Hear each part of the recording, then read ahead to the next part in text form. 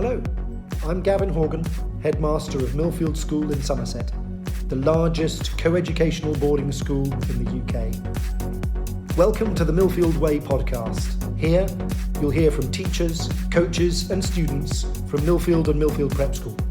Millfield is traditionally different, and this is the Millfield Way.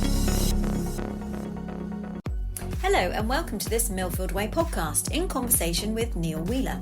My name's Liz Webb and for this episode I'm joined by the Head of Athletics at Millfield, Neil Wheeler. Good morning, Neil. Good morning. So let's get straight into it. It's a big job, Head of Athletics at Millfield. You've been in post since summer 2022. Before that you held positions in coaching and coach development within Welsh athletics and British athletics. What inspired you to join Millfield? I think for me, the opportunity to work with younger athletes further down the pyramid made a lot of sense and was very attractive of offer. Obviously, I knew Alan, who was the head of athletics beforehand, and I'd done a camp here the year before I started actually with Zach, and loved the feel of the place, the facilities that are here, the staff that were around, the vibe I had from the campus was great, and just the opportunity to work with a wide range of students from sort of that year 9 to 13 age bracket just really excited me. I think having spent a lot of time working in the university sector and with athletes, teetering on the edge of kind of elite performance at the kind of top end of Welsh sport, it just kind of gave a really exciting feel to kind of come down the pyramid and just really work with those fundamentals. So for me, it's the range of the young athletes that we can work with. And Milford has got a strong reputation in athletics across both track and field. How would you describe the philosophy behind your programme? The philosophy for me very much is coach what's in front of you. We're an athlete-centred, coach-led programme, and by that I mean the athlete is the centre of everything. They're all different, but the thought processes and the way we put programmes together, the way we think about training, the way we think about development has them at the centre of it. And a lot of our students don't just do track and field. They do lots of other sports and other activities that kind of demand their time. So when it comes to making decisions around what they do in the week, for example, or how much they do, or the intensity of their training and those kind of things, it's based on each individual. Now, the coaches lead it in the sense that we set the structure of the programme. We help make decisions for students, and when it's with the older students, decisions with them, which is important for them to kind of educate themselves as to what are the smart decisions to make at certain points of the week and at certain points of the year about their training and competitions. And I think because it's an individual sport, it has to be that way. It needs to be that way. If you're thinking of a team and the goal that a team might have, then the team might come first. But actually, in an individual sport, it's about them. But that feeling of making the decisions with and for students that will help their progression, which sometimes is difficult for them to grasp at the age they are, because making the right decisions is sometimes the tough one. So I think for us, definitely it's working on that kind of approach that is about the individual and how they are progressing forward, but within that group context. And that's kind of like the general approach to coaching. Now, from a philosophy program-wise in terms of what they do, no matter what event group it is or what year group they're in, it's a speed first, technical efficiency and working on quality and rather than quantity approach to reflect that. So you've got the athlete-centered, coach-led approach supported by the science and the physiology of how young people grow and develop is essentially what builds our philosophy. Excellent, sounds fascinating. And facilities are a big part of athletics development. We're lucky here we've got the 400-metre track down by the pool. Yep. In a really nice location. How do Millfield's facilities shape what your athletes can achieve day to day? I think we're very lucky. As you touched on there, we have our own track facility. There isn't anything we do not have. We can cover every event. We have facilities to cover those from pole vault. We've got 2 throws cages, javelin, sprints, hurdles, everything is here. We've also got beautiful grounds. So when we're looking at deloading students and giving them off-track experiences, certainly for the endurance group, if they're doing their off-track kind of tempo runs or easy runs, there's trails, there's things around campus, there's Butley fields, there's some great facilities here. We don't have any barriers in that sense. Likewise with the supplementary training alongside the technical work, so access to gym, at strength and conditioning, whether it's the facilities or the coaching, we have a wide range of things here available to us, which is great, because when someone maybe can't do plan A for training, so say the session that a student turns up to is a sprint based session, and maybe they've got a bit of a sore hamstring because they played a game of football or something the day before, we can modify that session. And we can deload them, we can put them on a good quality grass surface, or we can even put them on a bike. And we've got that option with the pool shelf right next to us in the swimming pool. So there's no reason really when it comes to doing any session that it's sorry, no, you can't do today, just either watch or go back to house or go somewhere else. We can cater for multiple different options for every student. And that wouldn't be possible if you didn't have everything available to you within a very kind of contained environment. So we're very fortunate we don't have those restrictions. So that's really good for us to work with all of our students all year round. And can you talk us through what a typical training week might look like for a Millfield athlete? I mean, I'm sure there's a lot of differences in scheduling, different times, depending on what your discipline is. But maybe pick a discipline and what that might look like. General structure-wise, they would have sort of 2 to 3 technical days a week. So if you're an endurance runner or sprinter, that would be 2 sessions on the track with 1 to 2 sessions off track, either on grass or trails. That would be for the endurance runners. Sprinters, they would have 2 on the track, and then 1 maybe grass tempo session or kind of a conditioning session. And then a couple of S&C sessions a week. So either Wednesday and Saturday, or Wednesday or Saturday, depending on what games they're doing. And then a couple of rest days, which are super important. That's where, I mean, you can ultimately only do what you can recover from. And if you ignore that and just try and fill your timetable with stuff every single day of the week, that's where you can come unstuck pretty quickly. And actually, as a school sport philosophy, there's the expectation and demand that students have at least 1 day off a week.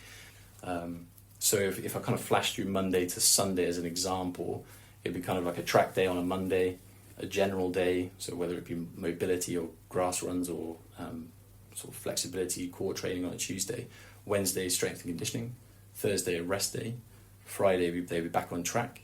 And then Saturday, they'd be in the gym, or then doing their second kind of aerobic option on the Saturday with Sunday off. So 2 rest days, and that's if they're doing the full-time athletics program. Where it becomes a little bit more nuanced and complex is if they're doing multi-sport, but that's managed on a case-by-case basis. And so how do you prioritise long-term athlete development over early success? I know you were talking earlier about age and physiology and how you're really conscious of how those two things connect. So you must have students that perhaps come in and they're the top of their game at their age, at year 9, and how you then work with them to make sure that lasts as they go on and they haven't kind of peaked too soon, as it was. Yeah, it's a really fascinating one, because obviously in athletics you have, like in most sports, you have distinct age group changes. So every couple of years you become the bottom of your age group. So if you're in year 9, which is the top end of the junior age group from a school's perspective, the next year you're up into year 10 and you're competing now against year 11. So managing those transitions, and that will go on until they finish under 20 and become, early under 23 at university. So that change is always coming every couple of years. So that's talked to with our students a lot. So when you get to that top end of the age group, you're more likely to, against your peers, to have better success because you're older, just not only in chronological age but biological development, than the people you're competing against.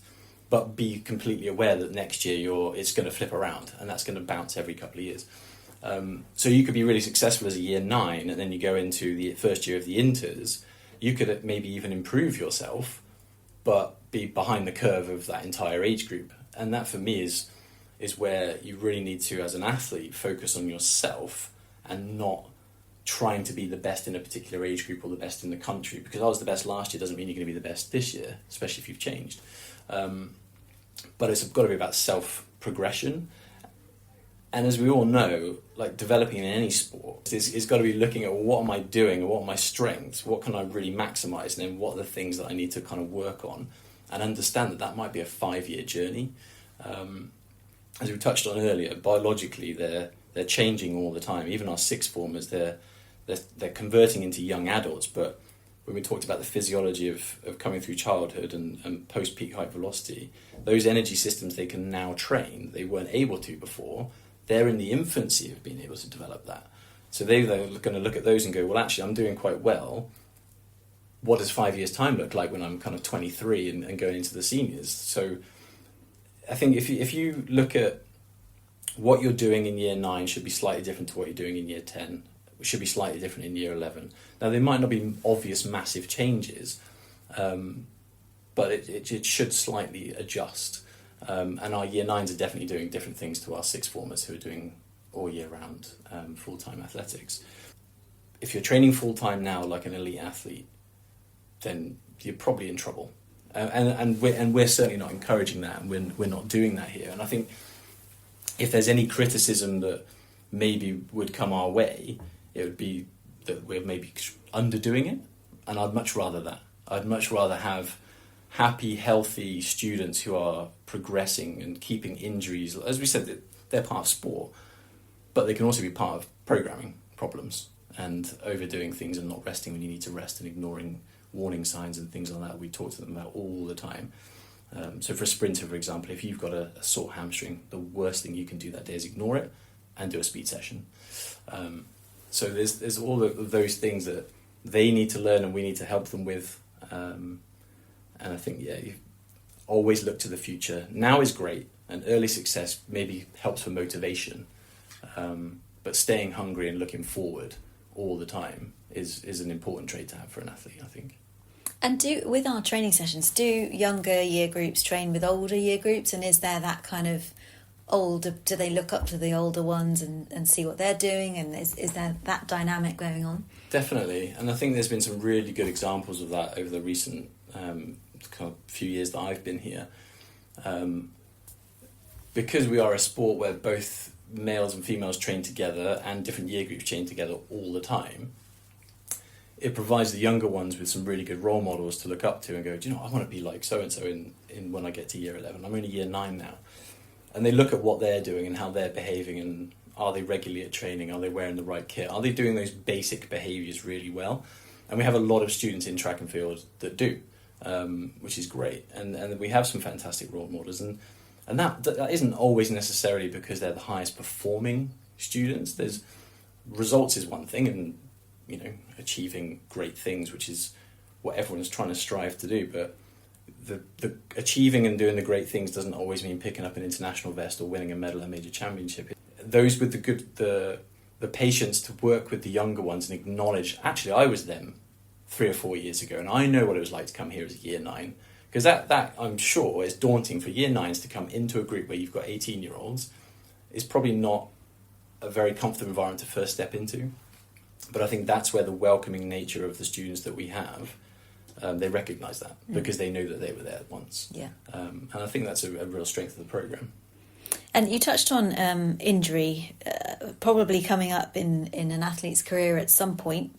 How crucial is injury prevention, and how do you support athletes to stay healthy across a long season? It is important, obviously, and I think I use the term mitigating risk. If you chose to sit on the sofa and play video games, the risk of injury is minimal. If you put yourself out there and do sport, the risk obviously goes up. And that can go up considerably, or it can be measured risk. So when we talked earlier about what the training week looks like, that's all put together, supported by a kind of scientific approach that will help for the vast majority, 95% plus, stay healthy and progress. But it takes time. So the loading of that is really important. The decision making for the students, that is the number one skill that they can develop as a sports person, is not making emotional decisions. And you see this all the time when students are talking to each other, and say someone has a bad race or they feel like they had a bad session or whatever it might have been. the advice they give to their friends is seldom the advice they give to themselves in the heat of the moment, right there and then. And I find that fascinating. They know the right things to say. Yeah. But when it comes to them, they can't see it. Yeah. They're very blinkered to it because it's emotional. When it's somebody else or a friend, it's empathy. And you put a different hat on. And they talk differently and they look things at a slightly kind of wider context, which is a great thing that they initially have because they can help others. But then they just need to have that kind of stopgap and go, well, actually, how do I stop making those emotional decisions and make the sensible decisions? How would I advise someone else and pretend that's me advising myself? Because there are sessions when everyone turns up and they're tired. Maybe they had a bad night's sleep or they've got exams or there's so many things in life that go on that it takes a very unique individual to park everything at the door before you come into training to either switch the mindset to go, okay, I had a bad day, I'm not feeling great, but actually I'm really up for this tonight. Like that transition, because the transition between finishing period 5 and coming to the track is about 20 minutes. There's not much downtime to regulate. So that's a skill in itself. So us having those conversations with students when they come in, you can tell with body language, you can tell with how they're talking to friends, how they're interacting, what's out of the norm. You can pick these things up when you start to know them a bit. Is it that kind of thing I've heard before where you come to a training session and people say, right, where are you a 1 or a 5 today? Whereabouts are you in terms of how you feel mentally, physically? And people can kind of say, well, actually, I'm not a 5 today, I'm a 3, or is it that kind of thing? Just being self-aware of... Yeah, definitely. We make a point of trying to speak to every student during warm-up, whether it's just a, hey, how you doing? And then we just watch them and see and then ask them a question, or we spot something early and then, how are you feeling today? You don't seem to be yourself as, this, that, and then they start opening up. So we try and make that a point of every session. And then when our group is quite dense in terms of female students, and obviously when they go through maturation and development and start having go through the menstrual cycle and things like that is very new to them, and the impact that can have on their training at different times of the month is considerable. So we do a lot of education with our girls around not every week 1 of the cycle and week 3 of the cycle, they're going to be different. The intensity that you can access at different times of the month are different. But don't panic and don't worry about that. That's completely natural and normal. And that's important. And not all of them want to have that conversation. Obviously, I'm a male coach and some of them might feel a bit uncomfortable, but we try and break that taboo very early. Because if you're looking at risk, when they are going through that point of their cycle, things like ligament and tendon issues and muscle strains, if you're doing high intensity work, when we talk about mitigating risk earlier, the risk there is massive. So education is really important. The physical preparation that they do, not only through our warm-ups and through the sessions and how they're planned and the progression of the sessions, but the S&C that we do alongside that, and how we kind of assess an individual early on in the year through looking at their mobility and their capacities and what things that they need to kind of focus on to develop to become more robust and just generally move better, is how we set then the program through the year. We talked earlier about longer term success. I want all of our students to go on and do better later on than they've done now. If anyone peaks while they're at school, that's a bit of a problem. Certainly in track and field, it is generally a late specialisation sport.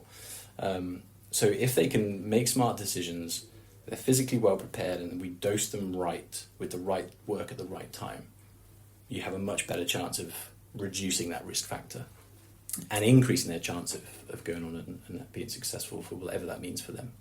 Fantastic. Sounds very interesting. Millfield athletes often compete at a high level. How do you prepare them mentally for major competitions? So we haven't really talked about the sports psychology side of things yet, but is there much that goes into your sessions when you know a big competition's coming up and students starting to get a bit nervous or a bit anxious, or again they're focusing on the outcome rather than the learning of it? Right. How do you deal with that? We talk about process a lot, and by that I mean what goes into a performance happening, or what goes into let's say a 100-meter race or an 800-meter race. How is that? One, what is the distance? What does it demand? What are the things that are potentially going to happen in that scenario? And we talk to our students a bit about 3 key things: attention, intensity, and intent, which is from a sports psychologist, Dan Abrahams. So the attention that you're giving a task. Now, we train sometimes for an hour and a half, and I don't expect everyone to be on task, on point, fully concentrating for 90 minutes. I don't think it's possible. And the sport doesn't demand it.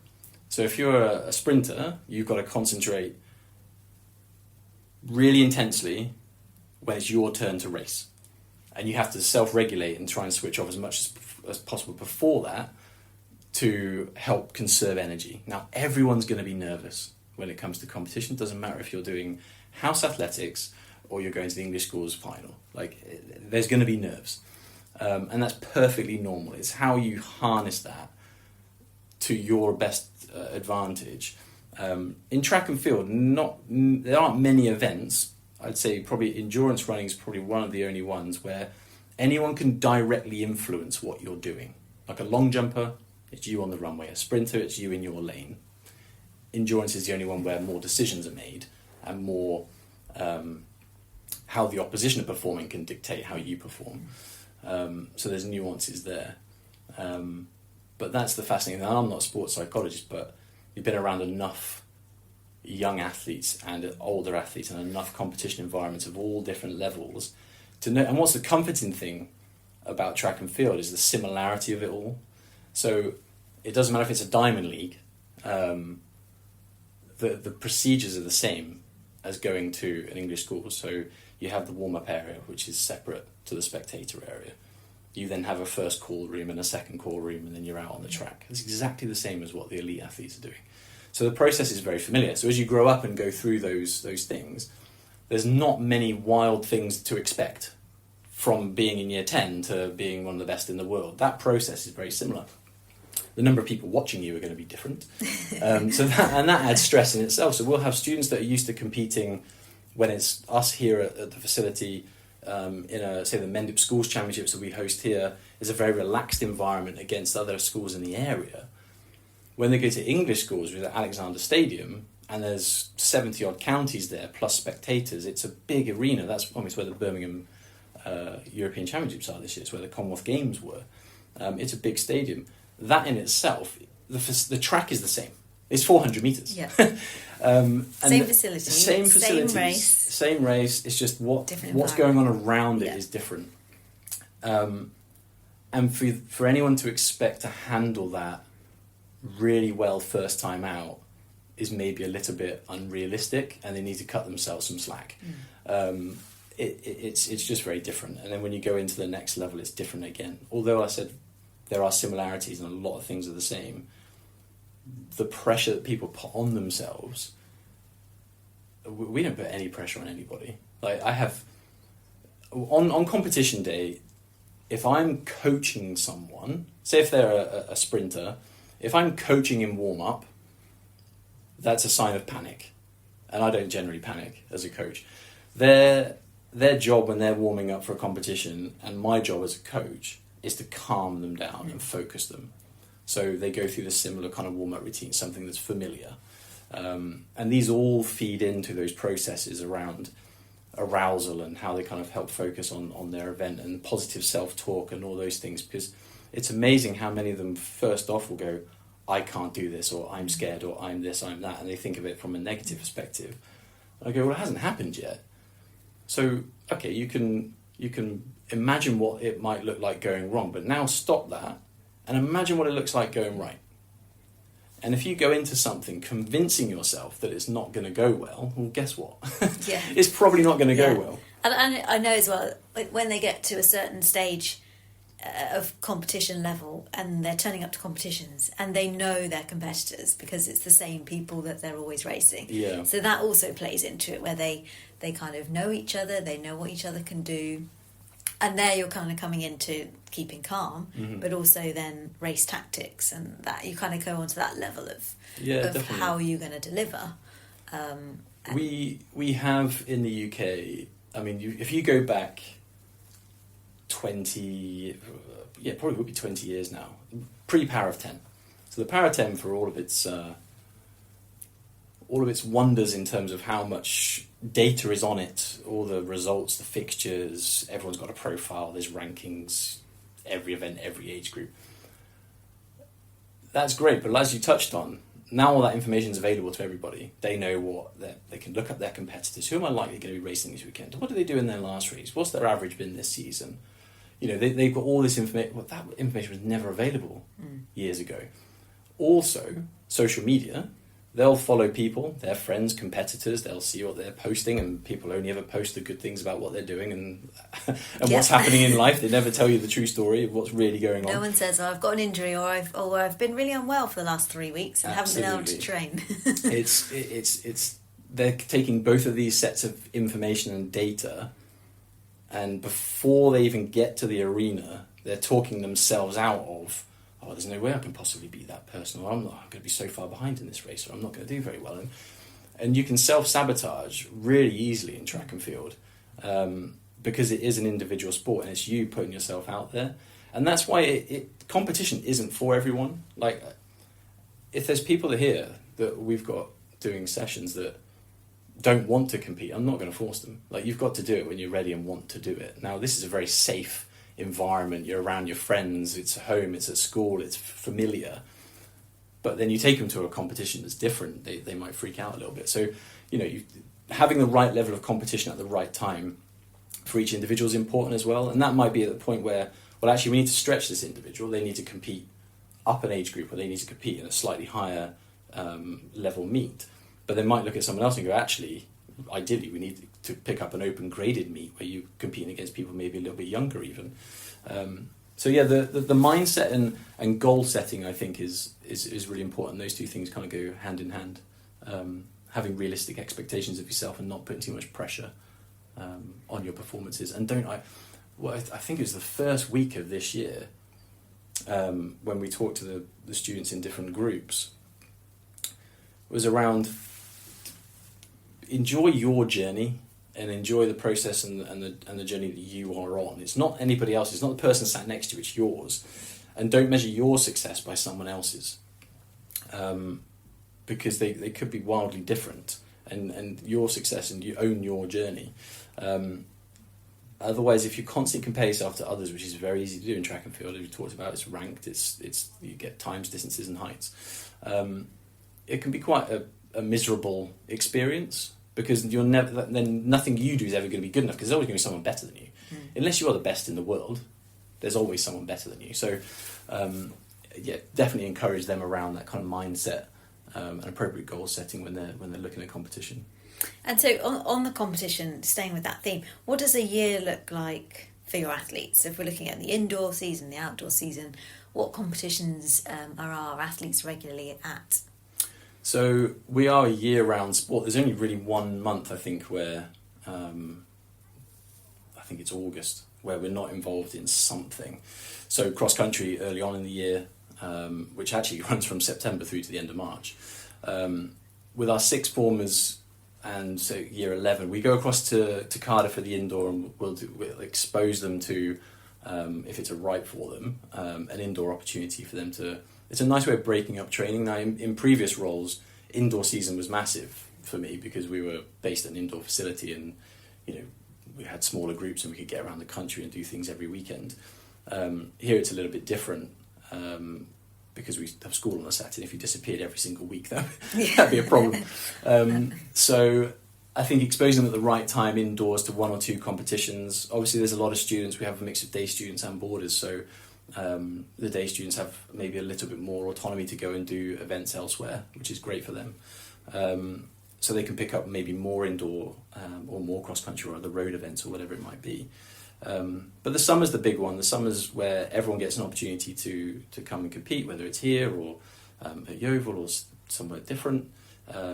We host the BMC here, which is great for our endurance runners, because that's an open graded competition where it's electronically timed and they get some really good competition to run against. So I think it's there's something for everybody and there's something for all abilities, and that's the great thing I think about track and field. It's for everybody. We do end up with quite a few Millfield students representing Somerset, don't we? We do. All those competitions. We do both, cross country and track and field. So anywhere outdoors between 15 and 22, I think over the last few years has been the most we've had going. That's quite big. That's over half the team. And it varies year on year, but usually around sort of 15 students would go to that, and around sort of 10 to 12 for the cross country as well, which is great. And so with the different age groups that we have here, years 9 to year 13, so that's age 13 to 18, how do you go about building a team culture in what's often seen as quite an individual sport?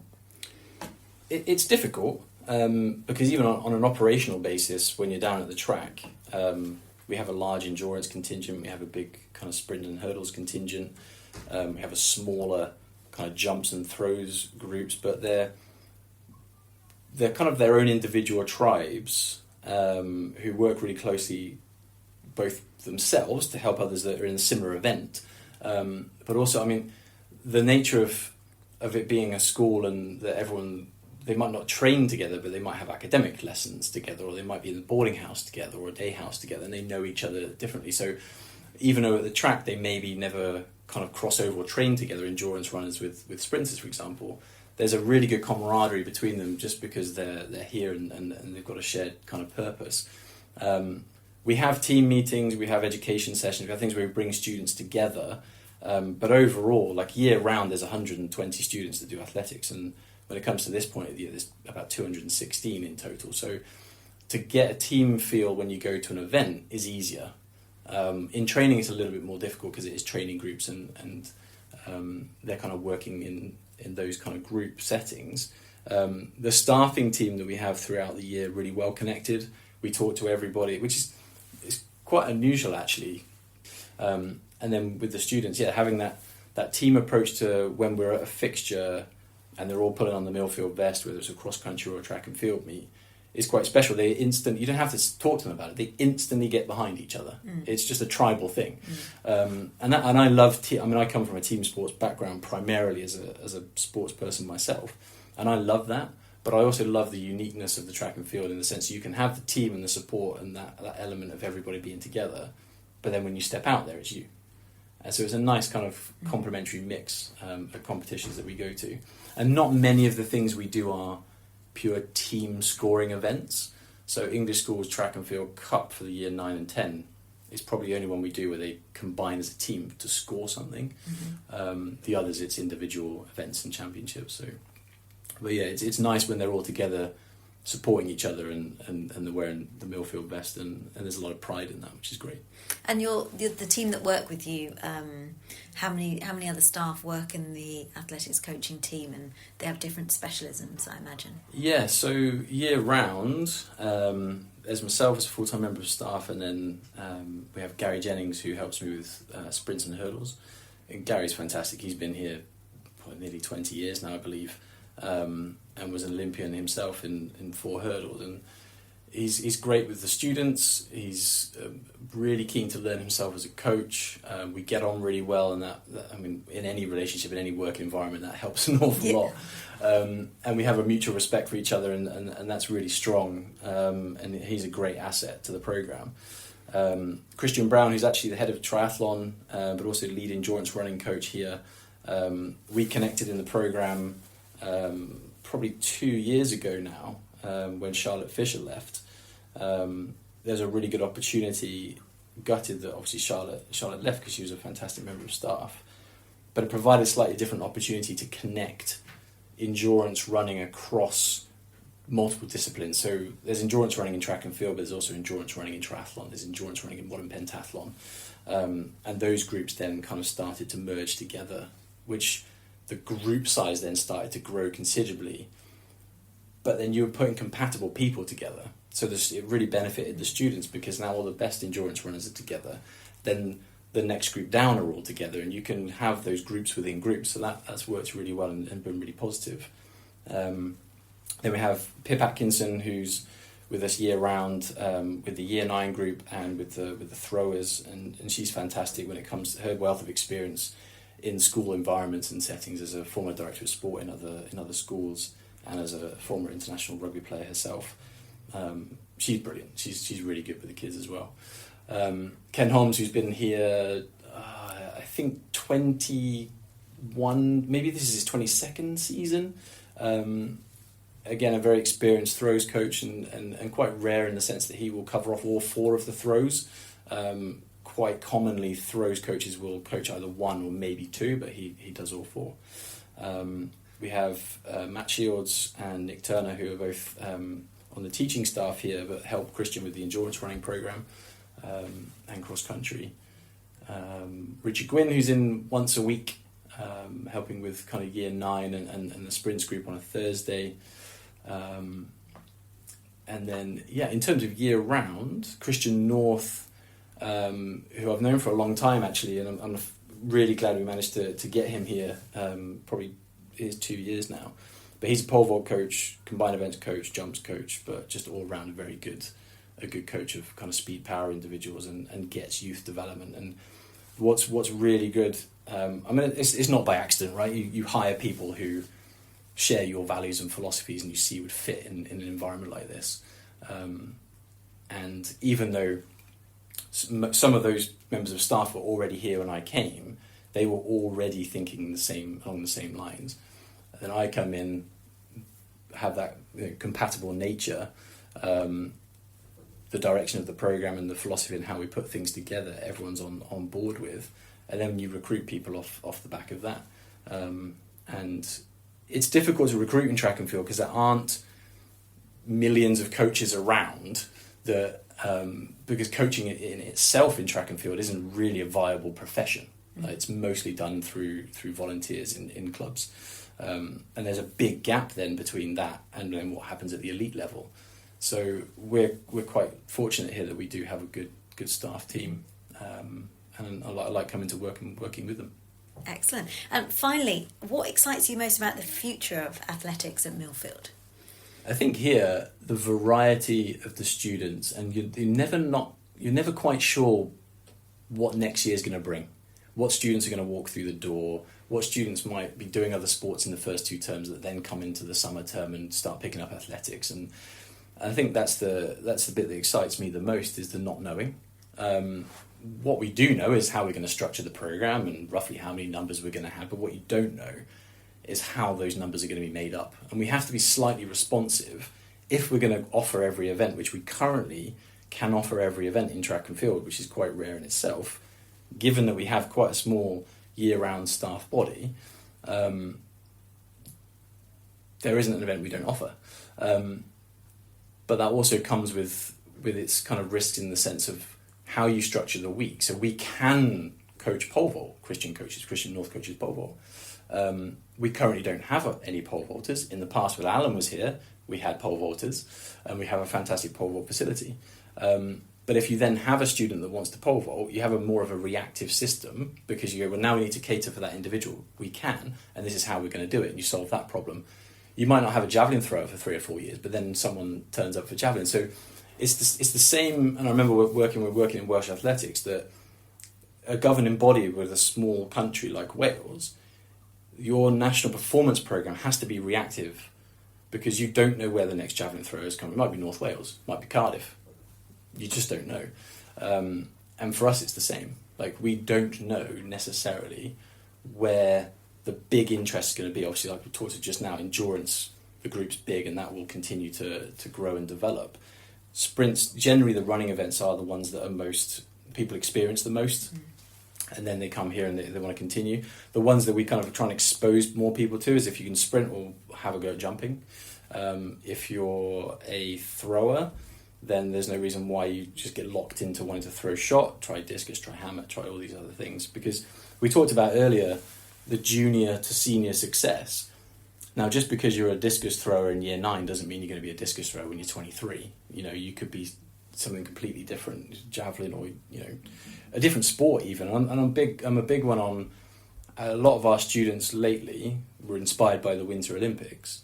And I said to them, well, have a look. go bobsleigh and skeleton, they do open trials. You can apply. You could go to a kind of a combine type approach where they go and get timed on sprinting and athletic development, and then you can get invited back. Well, if you look at the makeup of winter sports, certainly bobsleigh and skeleton, a lot of them come from track and field background. So as we talked about earlier, it's what that individual journey for someone is going to be now, and how they identify themselves could be different and should maybe be different as they go through, and that could be a completely different activity in sport. So, and I think that's the exciting thing. As a school generally, there's over 1,000 students here, of different ages and nationalities and experiences, and they're all going to grow and change and develop, and we're here to help mold and shape that. And I think that's the exciting thing, is you just don't know what's going to happen next week and who you're going to be working with, and how you might inspire someone to think about something different, and then they go and pursue that. It could be trackside, it could be anything, but having that open-mindedness that it's just because I'm the head of athletics and I'm in charge of athletics here, I very much see myself as, I'm a staff member of a school, and our job is to mould and educate students and to open their eyes to different opportunities, and not to close off opportunities, it's to open it. And that's very much why I see our role going forward. Fantastic. That's an excellent place for us to end the podcast. Thank you so much, Neil, for your time today. I'm sure it's been really insightful for families wanting to understand more about the athletics programme at Millfield. Yes. I hope you've enjoyed this episode of the Millfield Way Podcast in conversation with Neil Wheeler. Thank you and goodbye.